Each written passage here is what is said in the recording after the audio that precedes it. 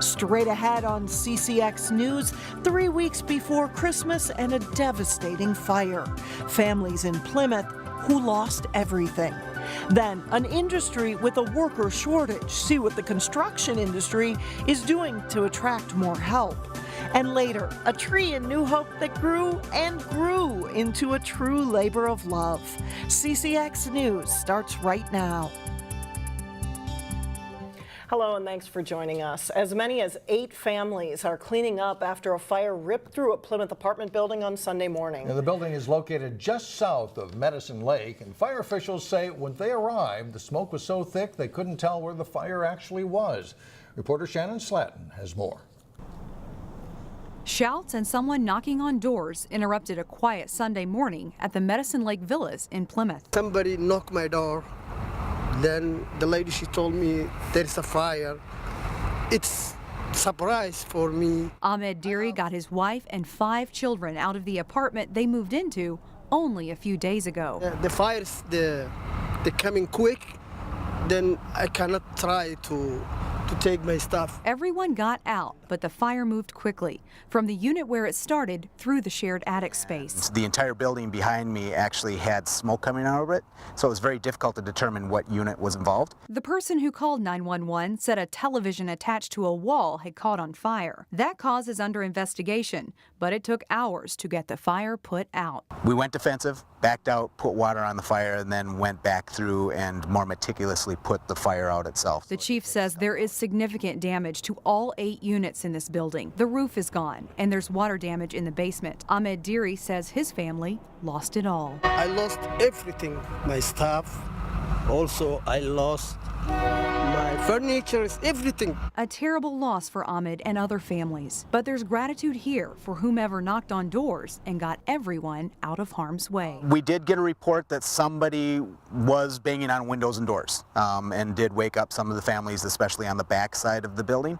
So we do really appreciate whoever did that. In Plymouth, Shannon Slatton, CCX News.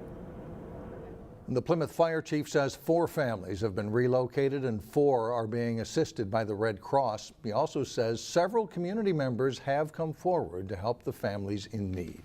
A Crystal man has been sentenced to nearly 3 years in federal prison for embezzling more than $1 million from his employer. John Burwood Robinson pleaded guilty this summer to mail fraud and filing a false tax return. Robinson was the former financial controller at North Central Stamping and Manufacturing, that's in Blaine. Prosecutors say Robinson opened a bank account in the company's name without their consent. He then deposited customers' money into that account. Officials say he used the money to fund his expensive habit of restoring antique automobiles. 2 teenagers are in the Hennepin County Juvenile Detention Center after allegedly holding up a Brooklyn Park gas station with a knife. Last night, about a little after 10 o'clock, a male went into Bill's armed with a butcher knife and conducted a robbery where he demanded money. Police searched the area and found the 2 at a nearby apartment complex. Officials say one of the suspects still had the knife and a Halloween mask he was wearing at the time of the attempted robbery. Police also arrested the accomplice. Supposedly, the knife-wielding robber told clerks he needed the money to pay child support, but the clerks didn't comply. Police say they don't want people risking their lives when it comes to preventing robberies. It's very dangerous. Our recommendation is always when you're a victim of a robbery like that is to comply, give them the money, give them their demands, and allow us to follow up and try to resolve the crime. We never encourage people to resist or fight back. The 2 teens are expected to be charged with attempted robbery tomorrow. Several Plymouth families skipped sleeping in beds this weekend and instead spent the weekend sleeping on the floor. We're talking about people who are sleeping on the sofa, on the floor. So this is really a more accurate representation of suburban homelessness. This year, Interfaith Outreach has expanded its annual Sleepout campaign to encourage families to stay inside to have a bedless night. These are pictures of families hosting bedless night activities over the weekend. Families were also urged to turn off electricity and turn down the heat to experience what families in poverty might do to get by. Interfaith Outreach says this is a closer depiction to what suburban homeless families experience every winter. You may not see it, they're not living under the bridge the way you might think of urban poverty, but they're right here in your classrooms, in our area, and they're people who need our help now. Families who participated also raised money for the annual Sleepout campaign. So far, Interfaith Outreach is just over halfway to its goal of raising $2.3 million. 50 Brooklyn Park residents took a close look at city government and are making recommendations for changes as the demographics of that city change. It's an exercise that organizers say could be a role model for other cities across the state.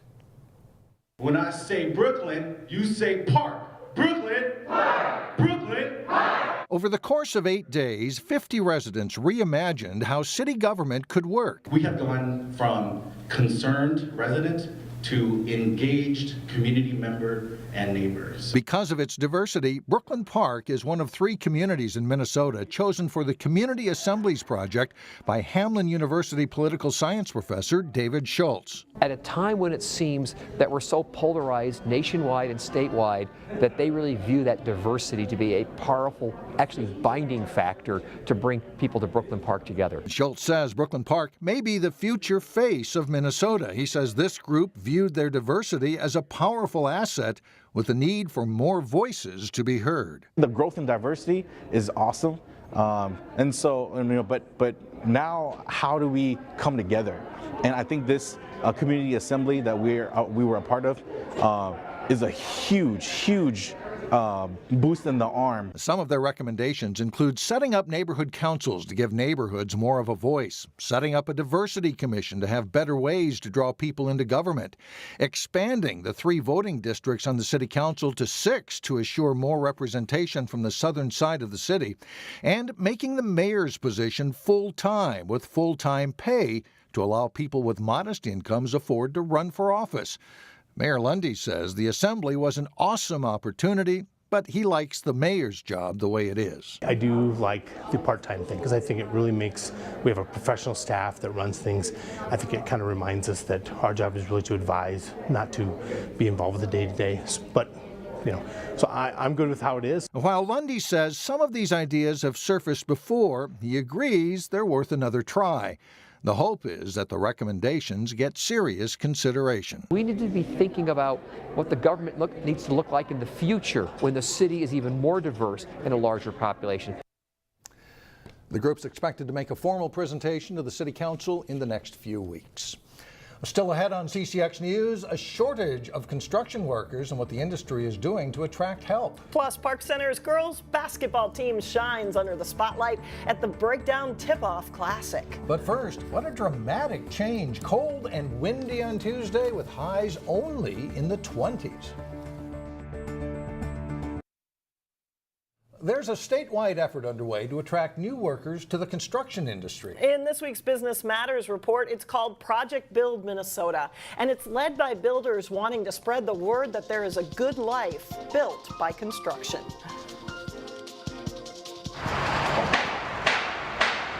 This is a story of rebuilding the image of construction and skilled trades work. We've lost that idea that building something and doing artisan work is something we should all be proud of. And we used to be the kind of country where this type of work was lauded. As head of the Builders Association of the Twin Cities, David Siegel knows his industry needs to attract new workers now. It is to the point where we are seeing now delays in projects. We're seeing challenges getting work done, both on the residential side and the commercial side. An aging workforce coupled with exiting workers during the Great Recession have led the building industry to a worker shortage. It's why builders around the state are banding together to launch a program called Project Build Minnesota. Its goal is to introduce young adults and even those looking for a second career to the opportunities in construction. You know, the average compensation in this industry is in the 60,000 range. We get a lot of folks that are making 6 figures doing plumbing and electrical work, and a lot of folks who then move on to start their own businesses. At Scherer Brothers Lumber Company, headquartered in Brooklyn Park, we'll make selections on what kind of hardware do you want on your windows and what doors do you want, millwork styles. Paul Legrid has made a 33-year career out of the sales and business side of construction since starting in the 1980s. But there was just so much opportunity if you wanted to dig in and work hard, and it's fun. It's fun to be part of building a house. He knows there's opportunities for anyone who wants to work with their hands and create something. This is a great place to start. There's good money to be made. Plenty of work out there. We're talking housing, we're talking utility contractors, which is roads, we're talking commercial contracting, which might be a small office building, all the way up to something like the Viking Stadium. The projects are there. The industry just needs to find the people. One thing we know is people like the field. Once they get in, they love it. Part of Project Build Minnesota involves talking with students, school counselors, and administrators about construction jobs. Still ahead, one of the largest decorated trees you will see in the northwest suburbs. But first, the Brooklyn Center boys basketball team shoots for a big win in their season opener. John Jacobson has the highlights coming up next.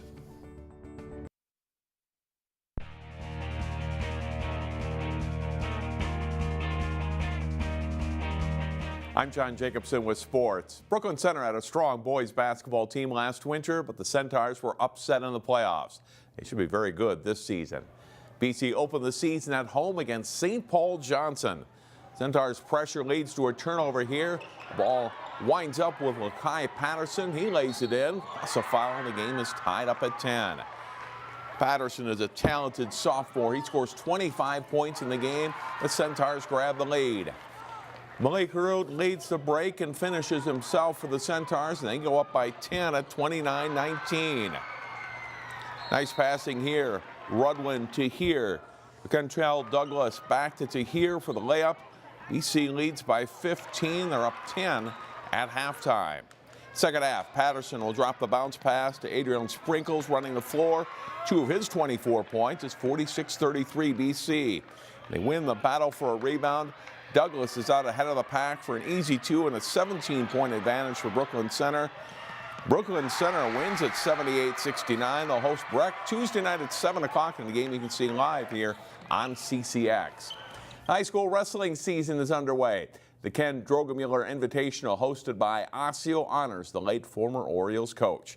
Action from this year's tournament held Saturday. Adam Lanners of Osseo in control against Isaac Atchison of Blaine in the 170-pound semifinals. Lanners gets the pin for the Orioles. At 106 pounds, Cale Swenson of Wayzata had Javane Kaufman of Moundsview in a cradle. Swenson with the pin. He loses, however, in the final. Osseo's Adolphus Somerville the takedown against Brendan Dunnigan of Moundsview, but Dunnigan rallies to win in their 145-pound semi.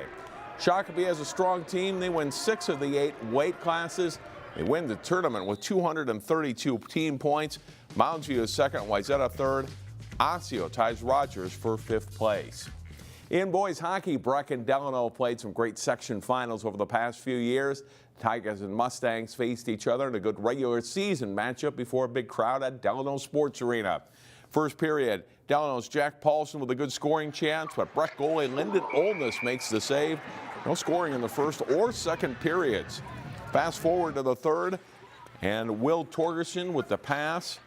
Nick Strom's shot finds the back of the Delano net. It's a power play goal, and Breck has a 1-0 lead.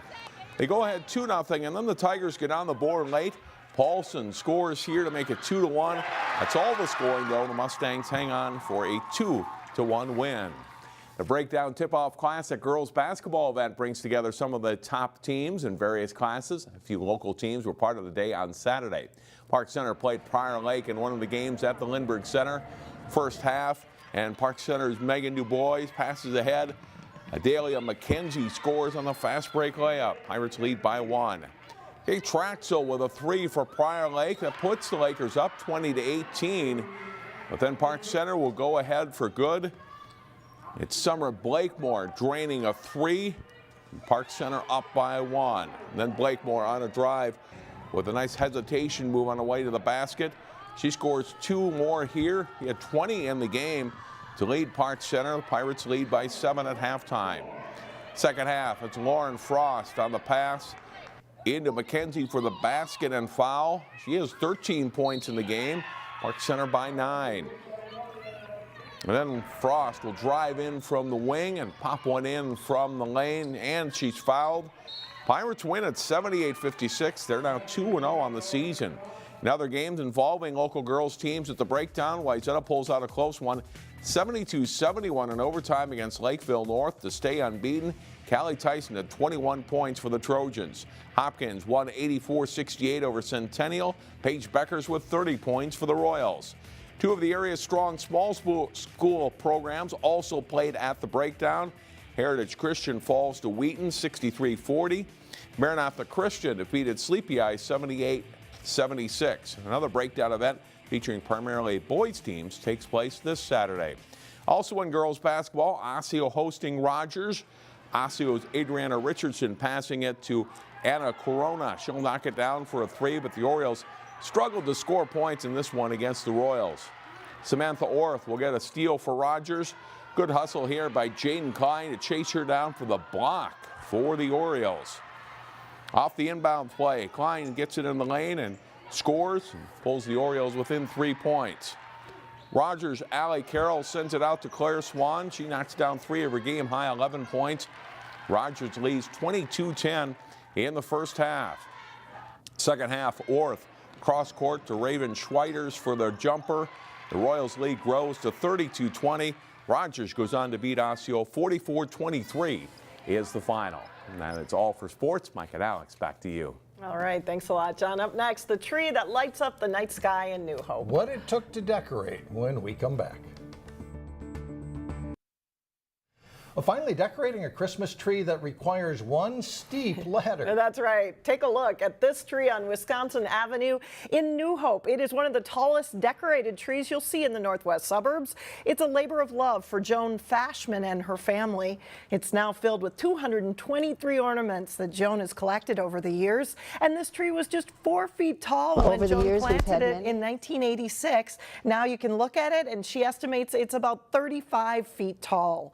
Decorating it has become a family event. Children, grandchildren, great-grandchildren, and friends all help out.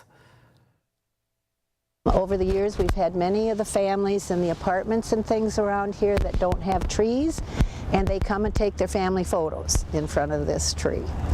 Yesterday, there were 6 or 7 cars that stopped. That they're just amazed at what we do here with this. It's ambitious.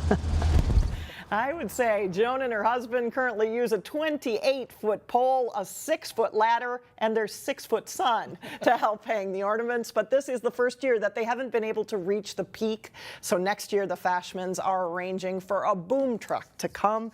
And we also want to give a shout out to Joan. It is her birthday, so happy birthday, Joan. Happy birthday, Joan. That does it for us. We'll see you again on Tuesday.